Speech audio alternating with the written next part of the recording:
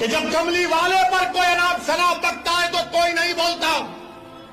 उद्धव ठाकरे के बारे में अगर कोई बोलेगा तो उसके घर को जाकर उसको धमकी दी जाएगी या उसके मुंह पर कालिक फेंकी जाएगी।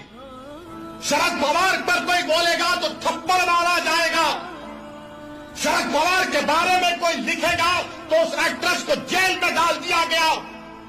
तो बताओ क्या शरद पवार को बोला जाएगा, उद्धव ठाकरे को बोला जाएगा, मोदी को बोला जाएगा, और जब मेरे रसूल के बारे में बोला जाएगा तो तुम सब गूंगे बन जाओगे।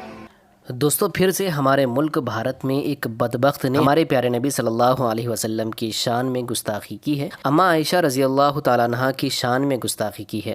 दोस्तों, आप सबसे गुजारिश है कि इस वीडियो को मुकम्मल देखिए। दोस्तों, महाराष्ट्र के औरंगाबाद में पैगम्बर इस्लाम सल्लल्लाहु अलैहि वसल्लम की शान में गुस्ताखी और मुसलमानों ने किया शदीद एहतजाज। महाराष्ट्र भर में मुसलमानों ने गुस्ताख स्वामी रामगिरी के खिलाफ ज़बरदस्त एहतजाज किया है। नासिक, अहमदनगर, संभाजी नगर, औरंगाबाद, मालेगांव, मुंबई, बीड, नांदेड़, बीजापुर के साथ दीगर इलाकों के मुसलमानों ने हुजूर सल्लल्लाहु अलैहि वसल्लम की शान अक़दस में गुस्ताखी के खिलाफ शदीद रद्द-ए-अमल का इजहार किया है। मुसलमानों के गम व गुस्से को देखते हुए मुतनाज़े स्वामी के खिलाफ रियासत के 2 मकामात पर केस रजिस्टर्ड किया गया, जबकि बाज़ इतलात में बताया गया कि स्वामी के खिलाफ 5 पुलिस स्टेशन में मुकदमात दर्ज किए गए हैं। संभाजी नगर, औरंगाबाद में कमिश्नर ऑफिस के सामने मुसलमानों ने जमकर एहतजाज किया और पुलिस से गुस्ताख स्वामी को फौरी गिरफ्तार करने का मुतालबा किया। इस दौरान इलाके में माहौल इंतहाई कशीदा हो गए थे। संभाजी नगर में मुसलमानों ने अपनी दुकानें बंद रखकर एहतजाज किया। वाज़ेह रहे कि कुछ रोज़ कबल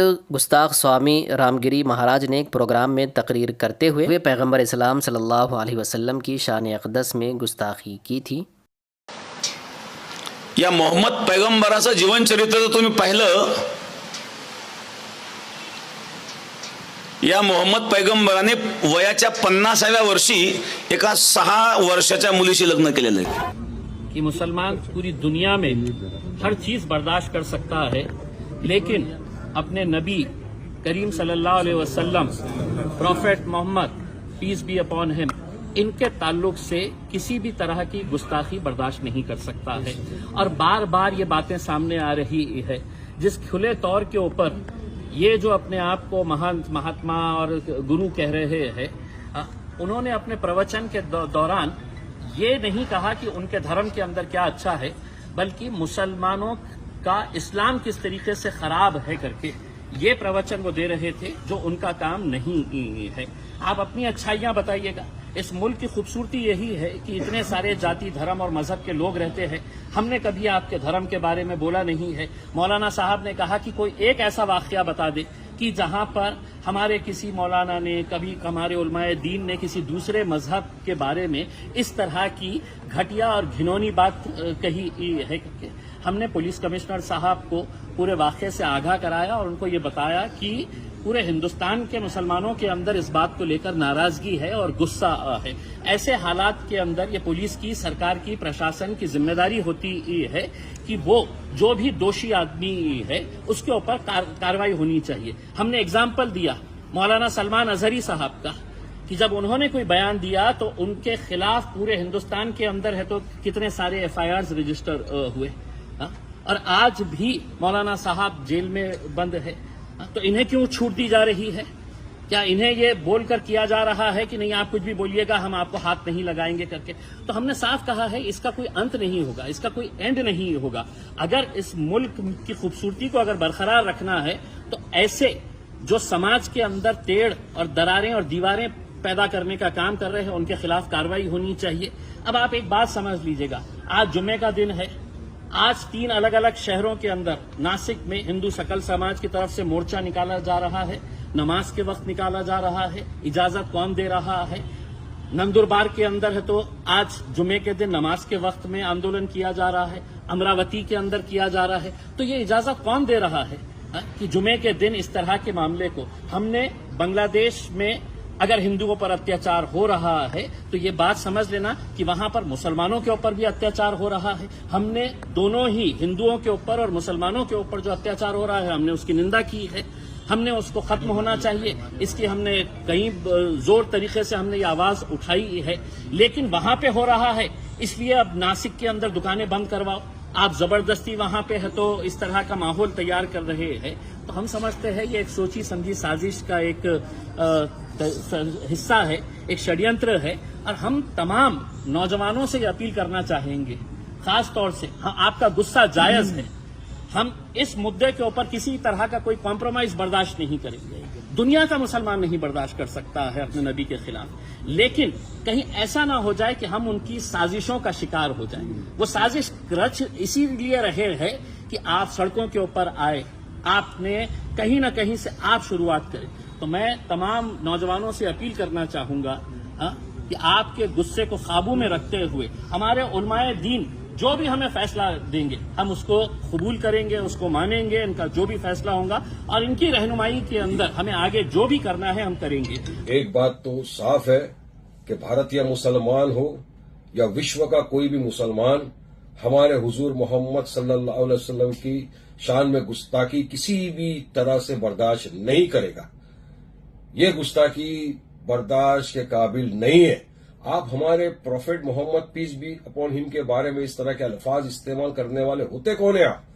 अरे आप एक महाराज हो, संत हो, ज्ञानी हो, जो भी हो, तो आप पे दायित्व बनता है कि आप इस तरह की बात न करें जिससे सांप्रदायिक तनाव पैदा हो, दूसरे रिलीजन के इमोशंस को हर्ट हो। आपने आपके अल्फाज से तमाम मुसलमानों के दिलों को ठेस पहुंचाई है, आहट पहुंचाई है। आप क्या हो फिर? क्या चाहते हो आप करने के लिए? किसने आपको अनुमति दिया? आपको तो आपके धर्म में जब आप गए थे जहां पे भाषण देने, तो आपको तो आपके धर्म के बारे में बात करना था, लोगों को जागरण करना था, अच्छी अच्छी बातें बोलना था। उसकी जगह आप इस्लाम के खिलाफ बात कर रहे हो, मुसलमानों के प्रति नफरत पैदा करने की बात करो, नफरत फैला रहे हो आप। इसी तरह हमारे मुफ्ती सलमान अजहरी साहब ने एक मर्तबा किसी धर्म विषय का नाम लिए बिना कुछ बोल दिया था जिससे किसी की सेंटीमेंट्स को हर्ट भी नहीं हुआ, तब भी उनके खिलाफ एफआईआर कर दिया। सलमान अजहरी साहब आज भी गुजरात की जेल में बंद है, उनकी बेल भी नहीं हो रही, रिजेक्ट हो रही। तो आपके प्रति इतनी सहानुभूति क्यों दिखा रही है पुलिस? अभी हमारे जो महाराष्ट्र के एक्स एमपी है इम्तियाज भाई, उन्होंने उलेमाओं के साथ मिलकर वो औरंगाबाद में गए, कमिश्नर को मिले, आवेदन दिया है, उन्होंने वहां पे एक निवेदन पेश किया है कि आप इसके खिलाफ सख्त कार्रवाई करें।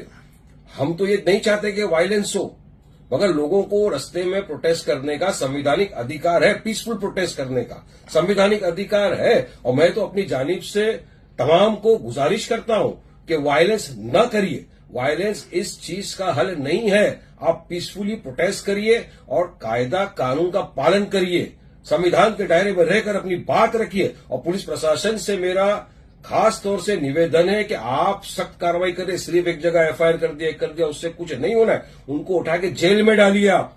लेकिन सरकार नहीं चाहती, सरकार चाहती कि किसी भी तरह से हिंदू मुसलमान हो। सरकार पता है महाराष्ट्र के अंदर चुनाव आने वाले हैं, महाराष्ट्र के अंदर सरकार पूरी तरह से भाजपा की सरकार फेल हो चुकी है, अब उनके पास कोई मुद्दे बचे नहीं है। लोग बोलते हैं कि भाई हमको रोजगार कब मिलेगा, बेचारा युवा रोजगार के लिए तड़प रहा है, आप उसको रोजगार नहीं दे सकते, डेवलपमेंट के नाम के ऊपर आपके पास कोई चीज नहीं है। तो लोगों का इस तमाम चीज से ध्यान भटकाने के लिए आप सिर्फ और सिर्फ बीजेपी वाले तुष्टीकरण की और पोलराइजेशन की राजनीति करना जानते हैं।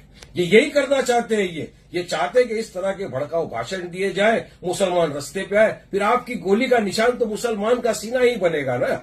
आप तो मुसलमान को ही गोली मारने वाले हो। तो मेरी तो दरखास्त है कि मत उतरिए, प्रोटेस्ट करिए लीगल वे में, संविधान के दायरे में रहकर।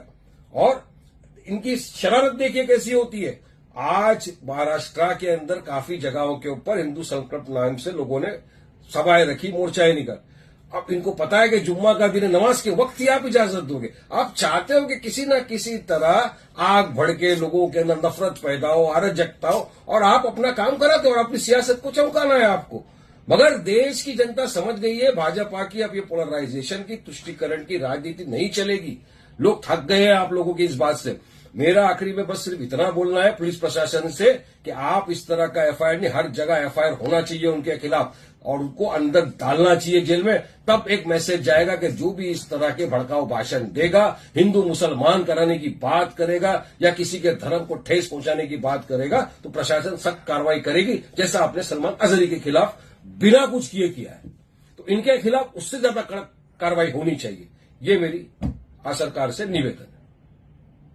दोस्तों, इस पर आपकी क्या राय है कमेंट करके ज़रूर बताइए और इस वीडियो को लाइक और शेयर भी कर दीजिए।